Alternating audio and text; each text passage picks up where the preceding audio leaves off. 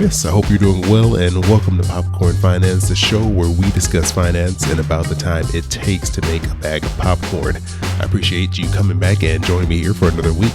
And today I wanted to share something with you that I actually recorded, feels like 6 years ago, but really was only 3 months ago, back at the start of the pandemic.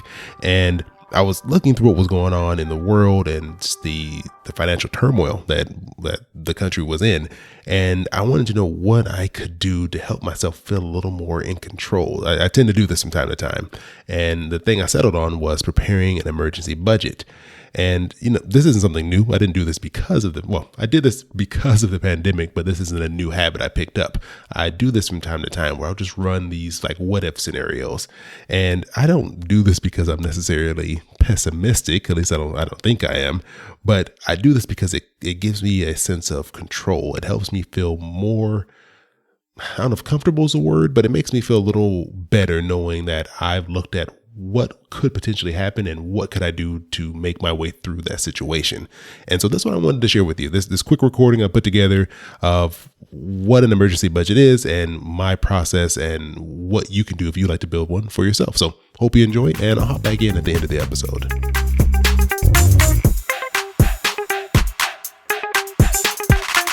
So right now, it could be a very difficult time. It could be a very complicated time to try and budget and plan for what's going on. Again, with all the uncertainty. And even if you're doing okay right now, one thing I would recommend, this is something that I just did actually today, is build an emergency budget. What this means is I laid out all my expenses. I already had like a little budget spreadsheet set up. I went and looked at all my expenses and the revenue I have coming in. And what I did was I looked at what could go in a situation where I lost my job, my wife lost her job, or maybe we just got reduced. Maybe someone else had to go on unemployment, something like that, and have to have a much more reduced income stream. What things could I cut out and still stay afloat? So things like rent, food, gas, auto insurance. There's things that you just can't stop having. You're going to have these regardless of what's going on. So I went through, mapped those out, listed out, and added up that total. And then that was my new emergency budget. It's more so like a mental game. I'm setting aside a plan so I can see in worst case scenario, what are my options? And so that way I'm not scrambling. That way I'm not, panic if something does happen. I mean, I'm sure it will still be stressful, but at least I have a game plan in mind. And even the exercise made me think maybe there's some of these things I could implement now just as a precautionary item just to kind of get ready. Because right now, probably the best thing you can do is have an emergency fund set up, have some cash on hand that you have available in the event that you do need to cut your expenses down, because the fewer expenses you have, the less money you need to keep yourself going on an ongoing basis. So whatever you can do, one, to kind of figure out what it would look like to be very lean, cut where you can. And then also, if you have the option, I know some of us don't right now, but if you do have the option to save, to try to put a little more emphasis on saving in cash, in a savings account.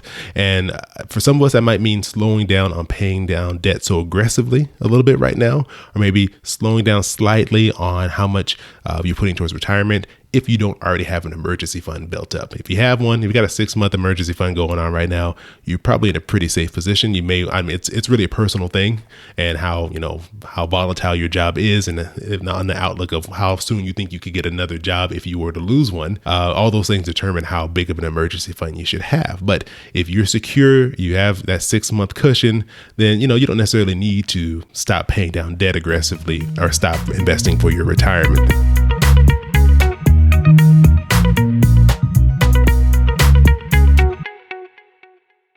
Okay, now that I've had a chance to listen back to this with all of you, I have a couple of things that I want to add to this original thought that I put together a few months ago. Number one, time has passed, and I just want to say that my heart really goes out to any who were impacted by this huge economic slowdown caused by this pandemic.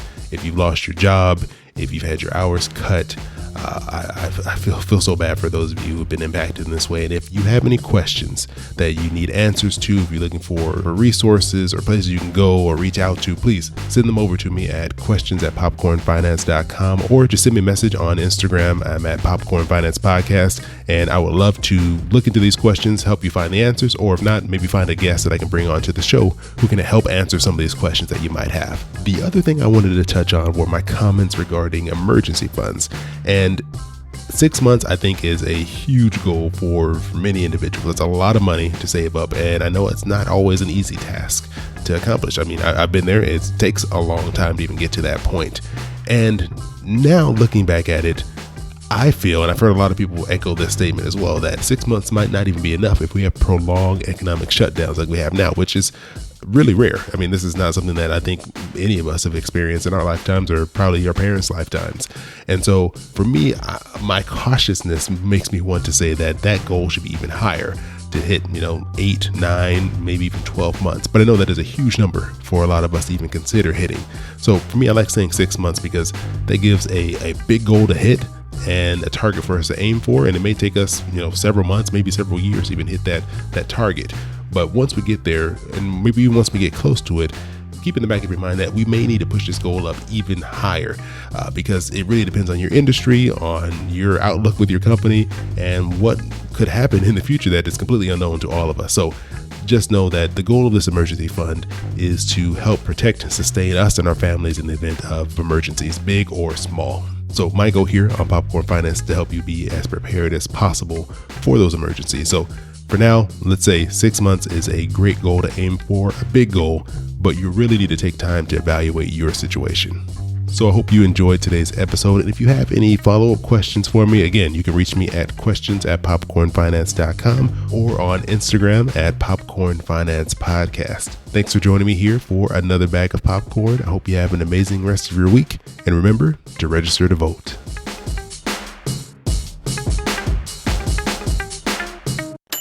Yeah, boy, keep it poppin' like Mary Poppins.